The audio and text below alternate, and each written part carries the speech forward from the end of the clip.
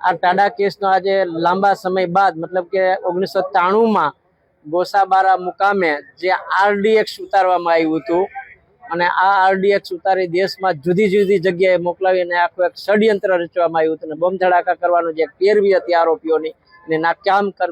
પુરવાર કરતી તપાસની અધિકારીઓએ લગભગ 15 જેટલા આઈપીએસ ઓફિસરોએ આની તપાસ કરેલી હતી અને આ તપાસ 2018 સુધી સતત એમને ચાલુ હતી અને 1993 પછી આ ચુકાદામાં લંબાણપૂર્વકની દલીલો, રજૂઆતો, સાહેદો, સાક્ષીઓના પુરાવા અને આરોપીઓએ ભજવેલ રોલ, આ કામમાં ભજવેલ રોલ, ષડયંત્રમાં એમને કઈ રીતનો કેવી રીતના રોલ ભજવેલ છે એના ભાગરૂપે 12 જેટલા આરોપીઓને સજા કરવામાં આવી છે, 11 જેટલા આરોપીઓનું અવસાન થઈ ગયું છે અને 30 જેટલા આરોપીઓને શંકાનો લાભ આપવામાં આવ્યો છે. એમ કરીને કુલ 45 જેટલા આરોપીઓ હતા. એમનો આજ રોજ ચુકાદો જાહેર કરવામાં આવ્યો છે. સમગ્ર કેસમાં હથિયાર ધારા એક્ટ મુજબની અને ટાડા મુજબ અને એક્ટ મુજબ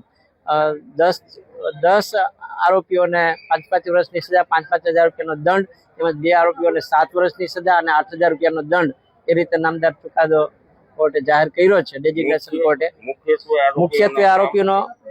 મુખ્યત્વે આરોપીઓના નામ જોઈએ તો ઓસમાન ઉર્ફે ઉસ્માન ઉમર કોરેજા, એમને સજા, મોહમ્મદ અલી મોહમ્મદ ઉર્ફે મમદુ, હારૂન મોહમ્મદ સંગાર વાઘેર, અહેમદ ઇસ્માઇલ ઓલિયા, આરિફ અબ્દુલ રહેમાન, ઇફકાર એસુફ અંસારી, મોહમ્મદ અયુરી અંસારી, લક્ષ્મણ અબ્દાસ આહિર વસરા, મોહમ્મદ સલીમ કુતા, ઉમર મિયા, ઉફર મિયા ઇસ્માલિયા, પંજુ મિયા બુખારી, ઇસ્તિયાદ મહેમદ યુનિસ અંસારી, કાદિર અહેમદ અંસારી, આ લોકોને 12 વર્ષની સજાઓ, 5 વર્ષની સજાઓ અને 5-5 હજાર રૂપિયાના દંડ ફરવામાં આવ્યા છે. આ સમગ્ર કેસ એક સીમાચિહ્ન રૂપ ચુકાદો છે. સમગ્ર દેશને તબાહ કરવા માટે એક આ કાવતરાના ભાગરૂપેની એક આખી મેટર હતી. ટાડા મેટર બહુ લાંબા સમયથી ચાલતી હતી, જેમાં આરોપીઓનો મેઇન હેતુ એવા પ્રકારનો હતો કે બાબરી ધ્વંસ વખતે એનો બદલો લેવા માટે દાઉદ ઇબ્રાહિમ તથા દુબઈ સ્થિત પાકિસ્તાન સ્થિત તેના સાગરીતોએ રચેલ કાવતરા મુજબ જામનગરમાં સલાયા અને ગોસાબારા મુકામે જે કંઈ આ